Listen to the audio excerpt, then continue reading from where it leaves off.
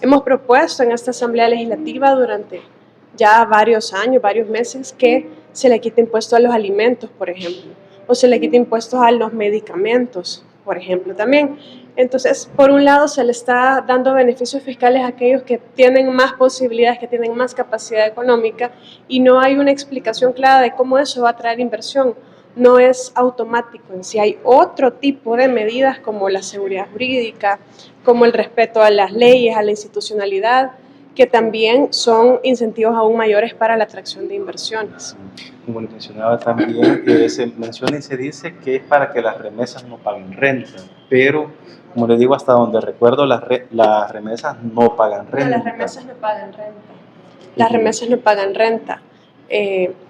Entiendo que la reforma de su redacción, ese detalle llama la atención porque realmente las remesas no pagan renta.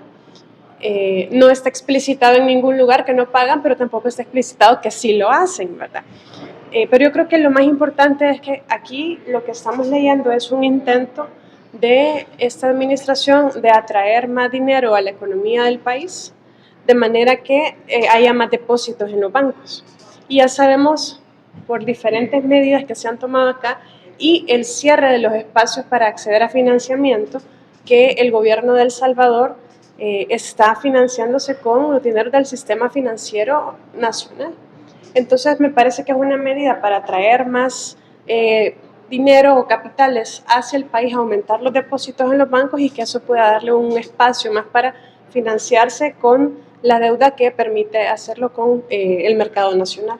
Y también, diputada, tenía preguntas por los dos dictámenes para incorporar fondos de préstamo para el INDEC y para el Ministerio de Salud, sí, proveniente del ProDeporte, que era para financiar remodelaciones de escenarios deportivos para los Juegos del año pasado, y de fondos para complementos adicionales para el programa de respuesta por tema de COVID, pero que se van a utilizar para obras en hospitales nacionales que son justificables, pero que podrían pagarse con fondos generales, si es el caso.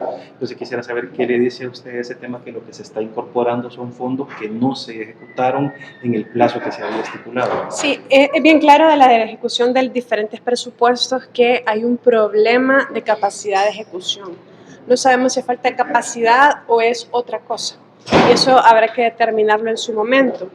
Lo que vemos es que estos escenarios deportivos, por ejemplo, se había dicho, y recordamos en una comisión donde dijeron, no es opción que no estén listos para el momento o la fecha de los Juegos Centroamericanos.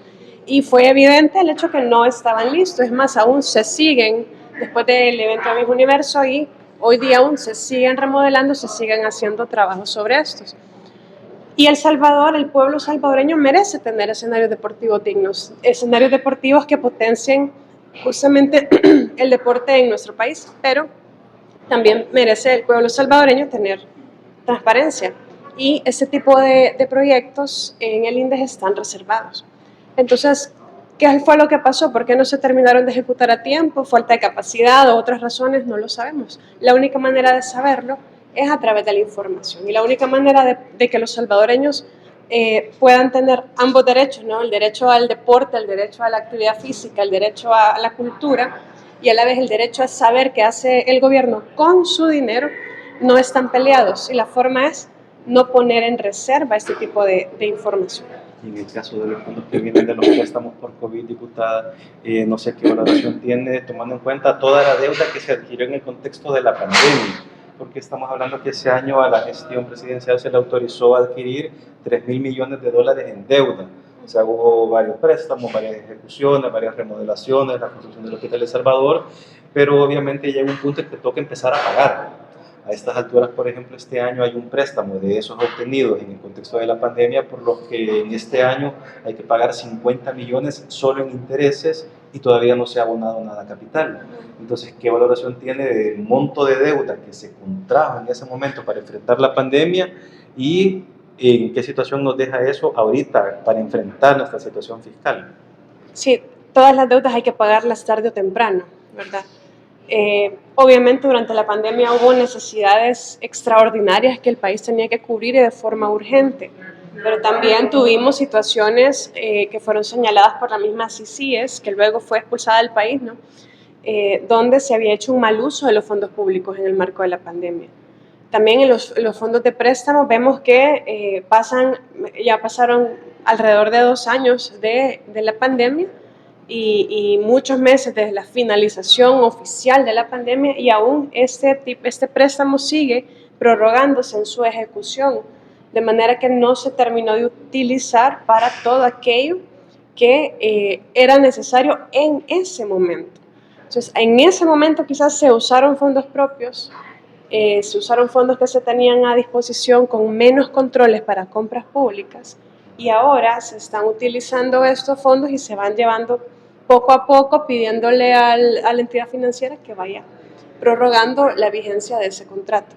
Yo creo que es evidente el uso irresponsable del dinero público, la gente lo ve también, y la gente ve que realmente las condiciones de salud, las condiciones del sistema de salud, los servicios de salud no han mejorado sustancialmente. La pandemia tuvo que haber también servido para que eso quedara, ¿no? Para que quedaran esas instalaciones, para que quedara esas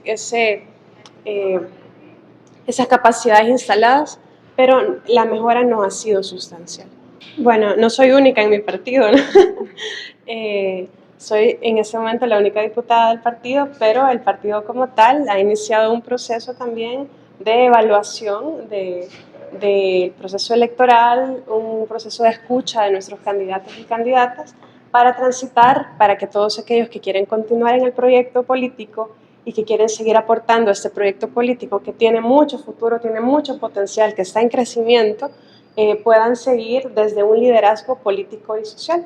Así que estamos en esa revisión de lo que ha pasado, de las lecciones aprendidas, de las cosas a mejorar y, por supuesto, empezando a planificar nuestro trabajo para crecer, ¿verdad? Para seguir creciendo como instituto político y como una alternativa para los salvadoreños. Hace unos días dieron una declaración de Carolina Guzmán, me parece, que empezó a decir cosas de su partido. Ella entiendo que iba como para candidata de diputada, de alcaldesa, y empezó a decir cosas que no la habían aceptado en el partido. Esas críticas que tiene que decir. Mire, yo creo que cuando pasa un proceso electoral y hay personas que están ahí por un proyecto de país, por valores, por principios, por objetivos del colectivo, como estos líderes que yo le he comentado, ¿no? Que después de la elección pues desean seguir trabajando, desean regresar a las comunidades, deseamos seguir haciendo política, buena política y representando a la gente.